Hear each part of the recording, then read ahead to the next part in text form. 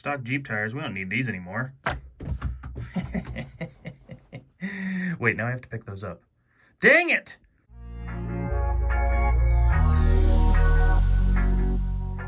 What's going on, guys, and welcome back to Upper Left RC.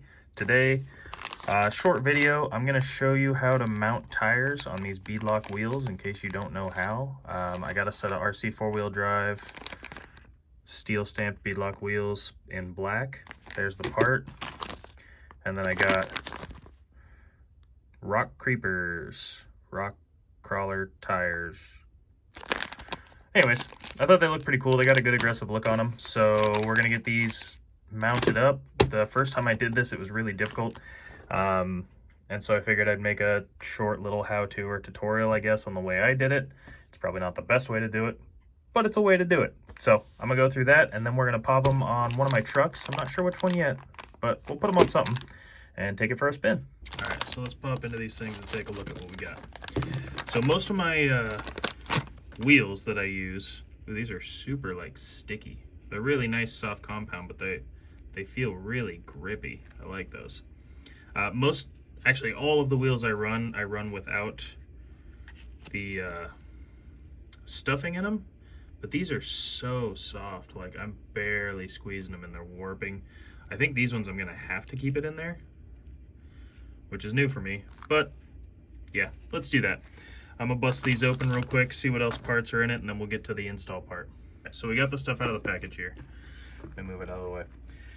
So the inside of these beadlock wheels, these are little hex screws.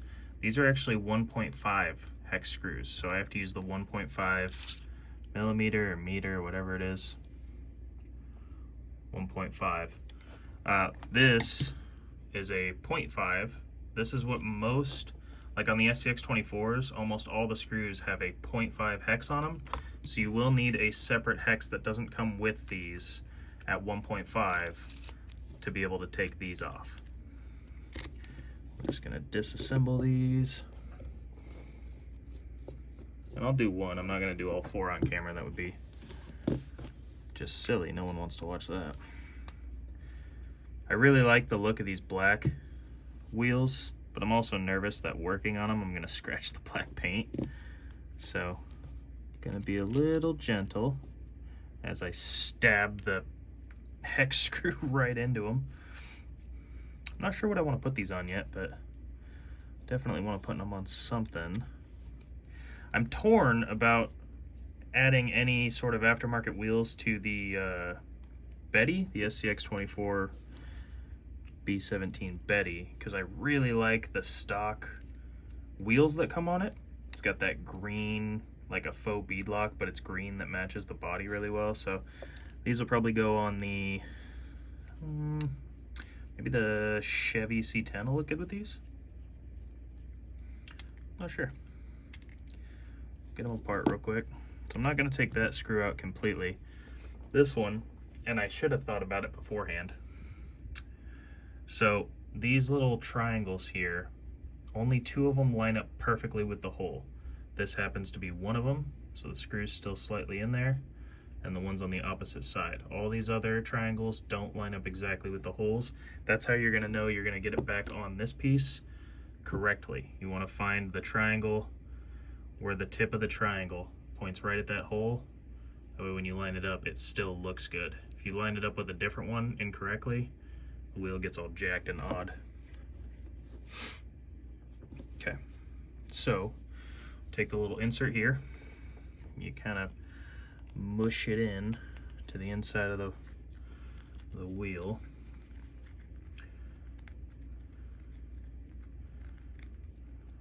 Yeah, these things are so soft and pliable. I really don't think I would have been able to mount them without the foam still inside. These are crazy, crazy soft wheels. So here's the part that gets difficult.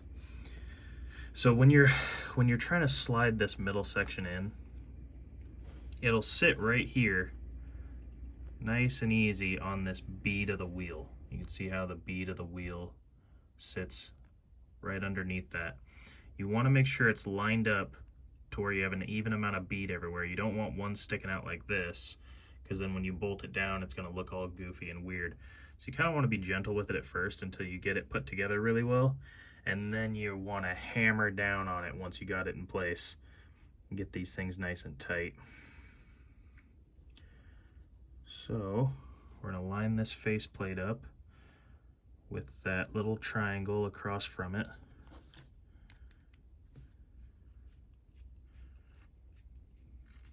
And then we'll just screw it in till we can feel it grab the other side of this rim piece. We're not going to go super tight on it or anything. Oh, gotta have this back in. So the threads are actually on this piece, so I need to have this in there as well.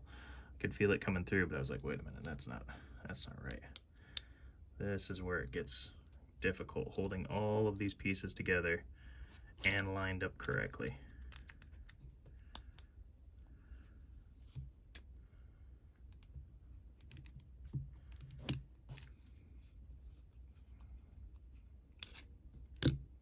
Okay, so I can feel it gripping the threads on the other side, and before this thing gets too tight, you want to kind of go around the edges and make sure you're not pinching too much of that bead under this cover.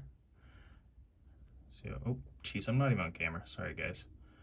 So you see how you get a little bit of a lip on the inside of that tire where this thing sits on that bead. So right here where it's kind of tucked under, you just want to peel it back a little bit. Just like that. Go all the way around the edge of the tire. Make sure the bead is seated under this faceplate. So we've got it. It's held together roughly right now with one screw. What you want to do is go to the opposite side and put another one in.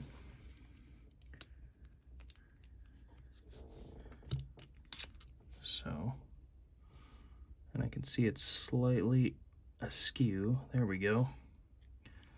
Line it up.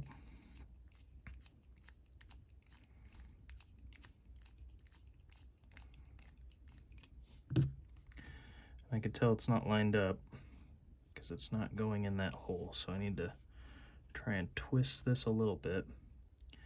And this is where this can be really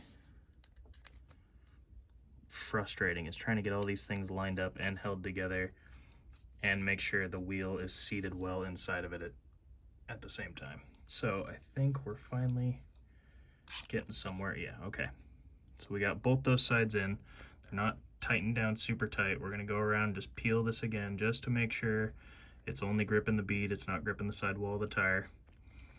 And the other thing too is, however much air is in this tire, if you're squeezing the hell out of the tire when you're cinching this thing down, all that air is going to be locked out of it. It basically seals the tire, so it's going to be really squishy and odd. If you have it really inflated, you want to make sure that all the tires feel about the same before you mount this down, because it does put an airtight lock on this wheel. So like I said, if you're squeezing it and then you get it done, you let go, where you're squeezing it, where it's dented in, is just going to stay like that. It's going to be lacking air inside the tire, so it might roll warped, or it'll just look like it's flat all the time when you're driving it. So you want to make sure you're squeezing here and not on the wheel itself when you're trying to tighten these things down.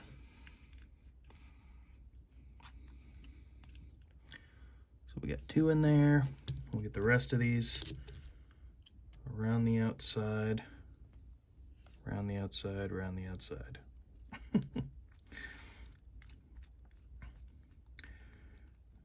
And you'll feel when they grip that back piece back here, because all of a sudden you can feel it actually threading. It's pretty loosely just slides in these holes, and you can spin it around for a while. You'll feel it grip that back puck there.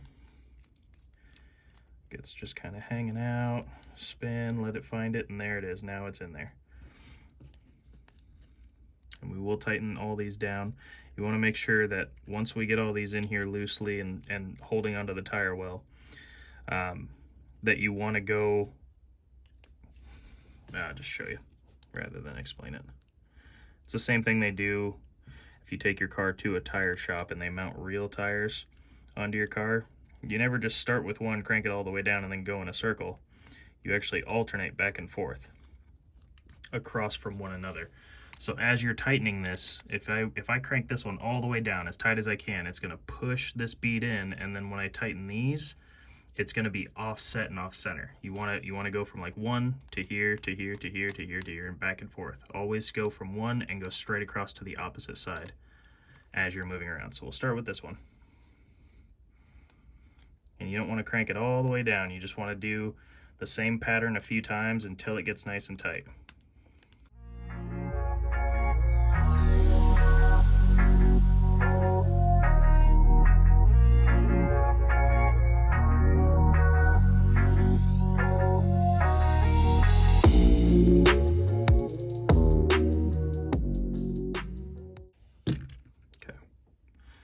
That's pretty well tight on there. I might go one more pass around, but now you can see that it's seated really well.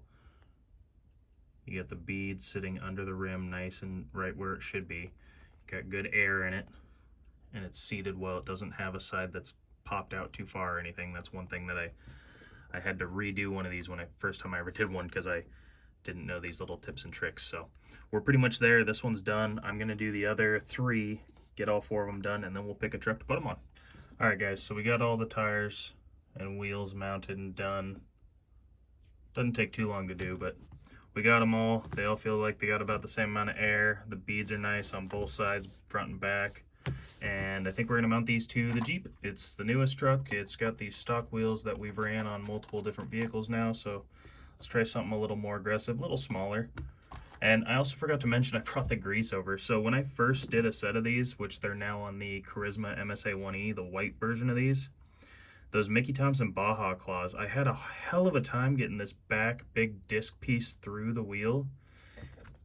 Especially it would like grip some of the rubber and like pull it through with that plastic inner ring that's inside the wheel. So you put a little bit of this on the edge of the ring, on the inside of the ring. This slides right through, and you could do it on a little bit on the edge of the bead for the wheels too, and everything just kind of slides together a lot easier. It's very, very little amount of grease needed, but it helps a lot when you're trying to get these things put together. So let's grab one of the tools. So also the Rock, or yeah, RC 4-wheel drive, these steel wheels come with this little tool. A lot of people are like, I already have a tool, I don't need it. Keep this tool, because like on my toolkit here, I have a 4mm hex head screw, or hex head screw thing, but it doesn't fit inside these wheels. So I couldn't actually mount these if I wanted to with just this. This is specifically designed to be very thin and small and fit right inside there. So if you're getting a set of these, keep this tool. Even if you don't use it for everything, you got to use it for these.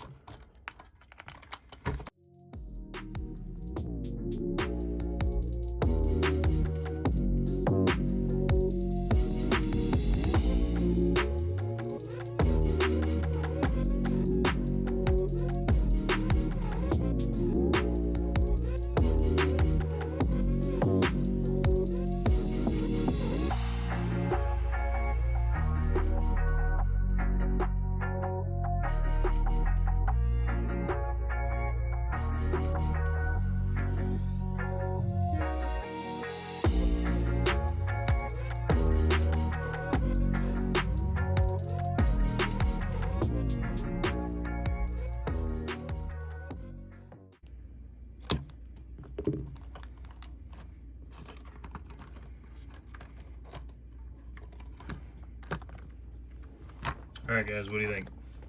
I think that looks pretty awesome. Let's take a closer look. Hey.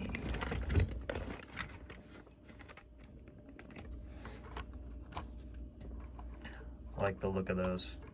So they're a little smaller. I need to stiffen up the rear suspension. It droops a little compared to the front, but I got more suspension on the way, so I guess I'm not too worried about it. You can tell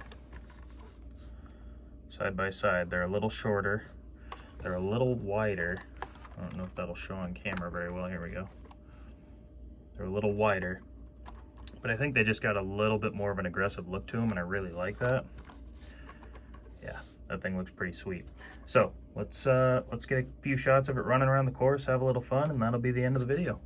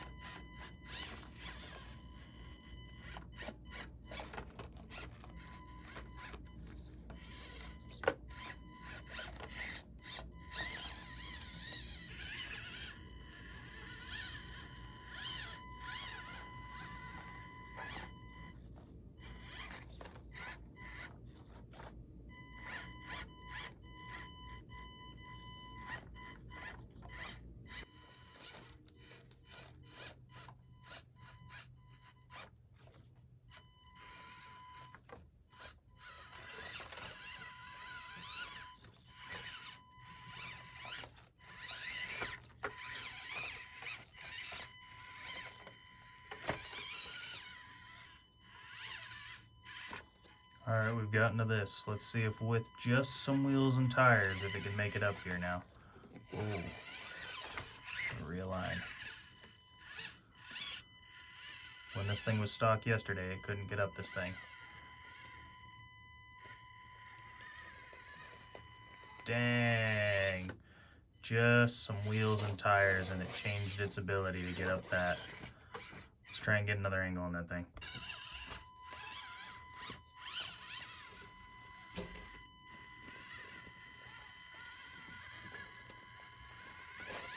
Well guys, that's going to do it for today's video. Just a simple kind of how-to on how to install some wheels on these 4-piece beadlock, or how to install some tires on these 4-piece beadlock wheels. Sometimes you just can't talk, you know. The stock ones are cool. They're nice and soft. These are way softer and stickier. These, what are these, Rock Creepers? Yeah, these Rock Creepers from RC4WD Drive are really awesome. I like these a lot. And I think they have a great look on the truck. I mean, these look fine, but this like kind of shiny gloss look to it with the dark black metal wheel just kind of pops on the white Jeep. So I'm really happy with this. I think these probably found a permanent home just now on this thing. And we got plenty more modifications to come. I'm just waiting on a few more parts to get this and the C10 up to the same spot as the Betty. So these will all have a pretty decent amount of modifications, nothing too crazy. We're not doing all the mods available, but also I don't know, I don't like how far this sticks out. I do want to do something to this to get it back further on the frame if I have to kind of chop some of this out or do something. I'm going to mod that so it doesn't stick out so much, because from the side I don't like the way it looks. From the front it's not bad, you can't really tell too much, but yeah. Anyways, thanks for watching guys. If you want to see more tutorials, how-tos, comparisons, competitions, unboxings, reviews, straight up just fun runs around the courses, and many more to come, subscribe, click that bell if you want to be notified. Thumbs up on the video means you liked it, and then I know, you know, based on how many likes I get, if the content is what you guys want to see. Leave me a comment, suggestions, everything. It's awesome. This channel's growing. This community is probably the coolest community as far as, you know, hobbies go. RC people are the coolest. Everyone I've met, everyone I've talked to, everyone I've commented back to has been super cool, and there's channels popping up all over the place. I'm loving it. So thank you guys so much for watching, and I'll see you in the next video.